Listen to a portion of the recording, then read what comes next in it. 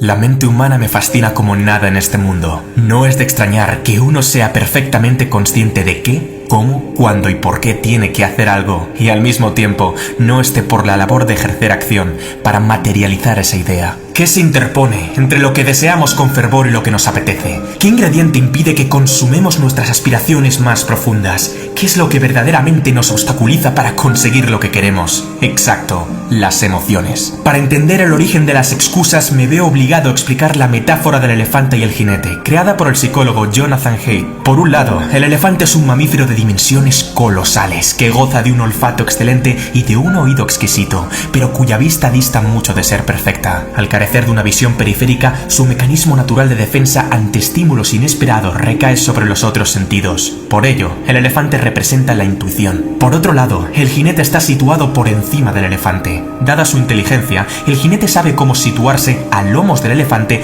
para dirigirlo, pues sujeta las riendas y piensa que lleva la voz cantante. Craso error. Por ello, el jinete representa la razón. Cuando el elefante y el jinete miran para el mismo lado, caminan en direcciones iguales y buscan objetivos comunes, no habrá conflicto alguno. El problema surge cuando las necesidades de ambos son diferentes, de tal modo que cada cual tira para su lado en pos de satisfacer sus propias necesidades. El elefante es grande, fuerte e impulsivo. El jinete, por su parte, es astuto, más pequeño y débil en comparación. Así pues, el control del buen hombre es poco menos que un aciago espejismo, pues no deja de ser precario e incierto en comparación al animal. Si el gigantesco elefante se rebela contra su dueño y quiere tomar otra dirección, es bastante probable que lo consiga. Es la lucha eterna de todos nosotros, la razón contra la emoción, pero aún no hemos llegado a la peor parte. ¿Quieres saber la triste verdad del asunto? Primero sentimos, después razonamos. Y cuando la emoción es tan poderosa que el individuo se ve sobrecargado por un mar de sentimientos aflictivos y sensaciones desgarradoras, recurre a la razón para excusar la decisión que las emociones ya han tomado desde hace un buen rato.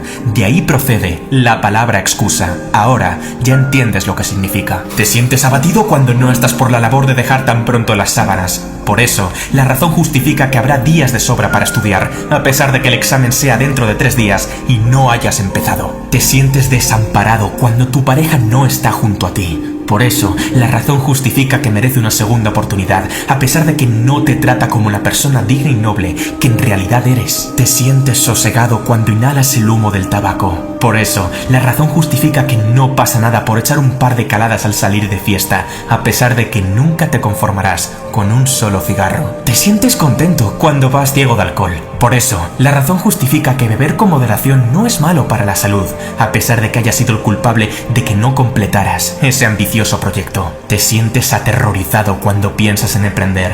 Por eso, la razón justifica que es mejor seguir formándose 4 años más o esperar a que el ciclo económico sea más favorable, a pesar de que las oportunidades perfectas no existen.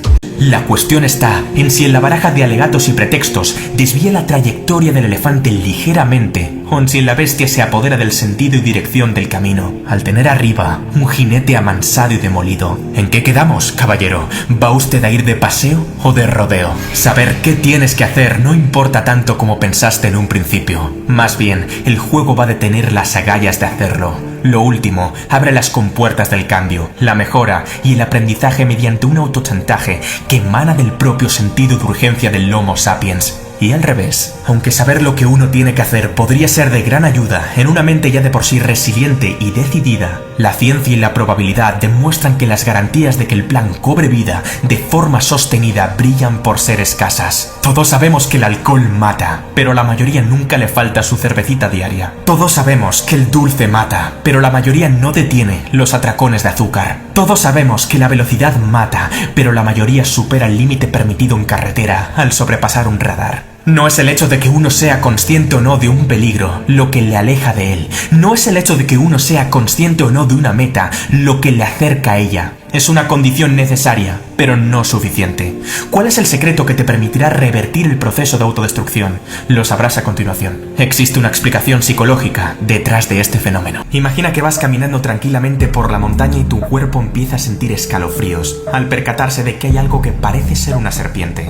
Unos instantes después de sentir tal miedo e inseguridad, la cognición dice, es un palo, lo que ocasiona un cambio repentino y automático en la sensación. El jinete ha corregido el movimiento visceral y preconsciente del elefante, pues ha recurrido recurrido al pensamiento para alterar la sensación primigenia de sobresalto y dar una respuesta distinta a la inicial. Esto es, al pensar que es un palo, el razonamiento crea curiosidad y tranquilidad, dando lugar a que el miedo desaparezca por completo. ¿Cómo reacciona el ser humano ante un estímulo externo? El cerebro activa en los 200 primeros milisegundos tanto el cerebro reptiliano como el sistema límbico, mediante una serie de neurotransmisores que dan lugar a la composición global de nuestra forma de procesar. El cerebro de reptil sabe muy bien cómo activar el instinto de supervivencia, pero todavía no se ha enterado de que ya no vivimos rodeados de tiburones monstruo, leones cavernarios y tigres dientes de sable. El sistema límbico provoca la emoción que sentimos, pero está muy lejos de tomar las mejores decisiones en lo que a relaciones humanas contemporáneas respecta. ¿Y qué sucede entonces? Se han examinado dos tipos de cerebro cuya reacción es totalmente diferente. Sin embargo,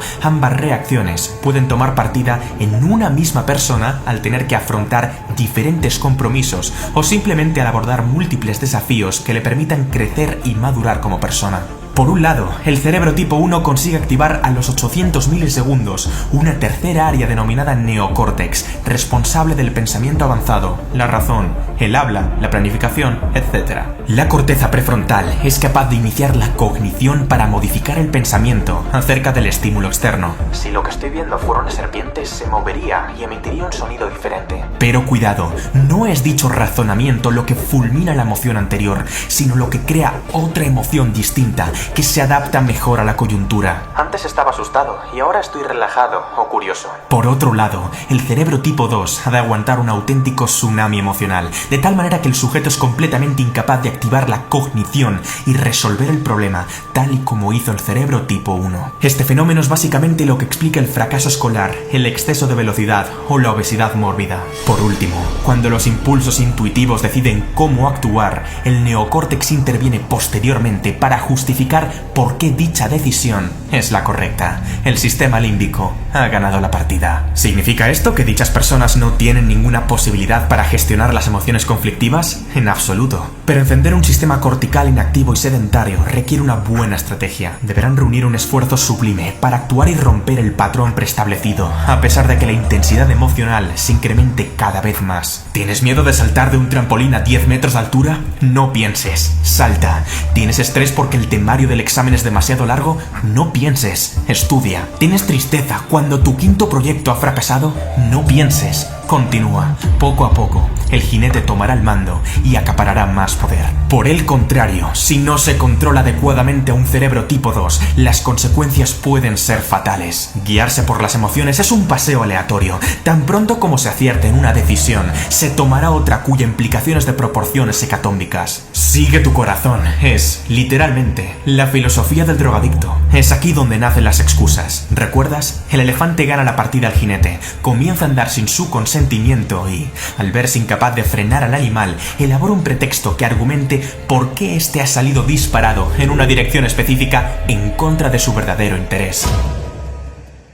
Sea como sea, cada vez que alguien tome una decisión, primero ha sentido en su cuerpo. Después, habrá algo que lo justifique o desmienta a nivel cognitivo. La inteligencia se puede entender desde la acepción de intelliger, esto es, seleccionar entre. Cuando yo soy inteligente, significa que, entre todo lo posible, escogeré lo más adecuado a la situación.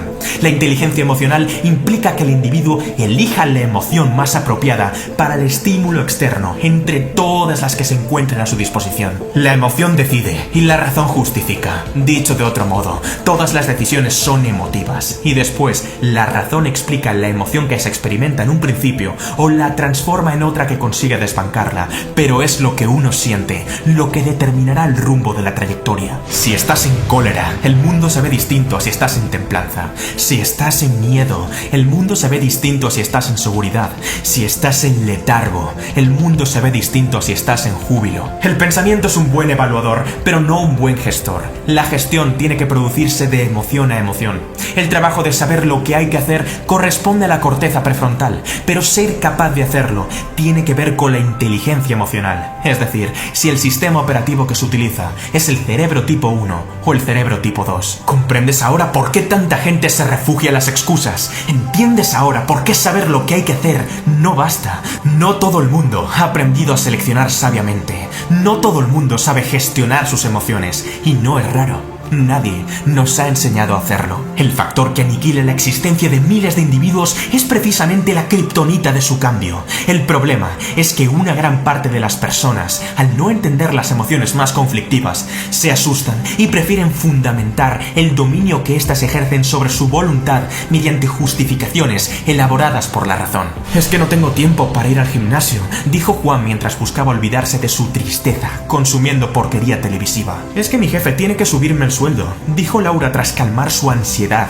comprándose 3 pares de zapatos carísimos. Es que las editoriales no me publicarían el libro, dijo Esteban para justificar el miedo a lo que el lector pueda pensar de él. Es que, mira, te digo una cosa, quizás a ti te puedas engañar. Tu vida seguirá siendo exactamente la misma, menos es que y más hay que, es lo que quiero escuchar. Lo más grave de la situación es que la gente piensa que el hecho de que las excusas sean aceptables les exime de tomar responsabilidad sobre su vida. El asunto no va de tener razón o no tenerla, va de moverse o no moverse, de actuar o no actuar, de cambiar o no cambiar, de hacer o no hacer, y punto en boca. Deja de ser un jinete fatídico y desconsolado y conviértete en un domador de categoría. ¿Vas a tolerar que las emociones jueguen contigo o vas a jugar tú con ellas? ¿Vas a dejar que tu cerebro te domine o vas a convertirlo en una máquina infalible? ¿Vas a permitir que un sentimiento temporal tome una decisión permanente? ¿Vas a consentir que las excusas se carguen tu vida o vas a construir una vida con las excusas correctas? Sí, aquellas cuya emoción no se basa en la emoción, sino en la noción. ¿Quieres excusas? Va. Es que no tengo la paciencia de soportar una existencia miserable ni un segundo más. Es que no tengo la intención de quedarme parado y esperar a que el cambio aparezca. Es que no tengo la voluntad de autoconsolarme para reforzar mi melancolía y letargo. Es que no tengo la convicción de recurrir al lamento para resolver mis problemas. Es que no tengo la osadía de autorizar de nuevo un comportamiento de perdedor. Es que no soporto las malditas excusas. Ahora te toca a ti.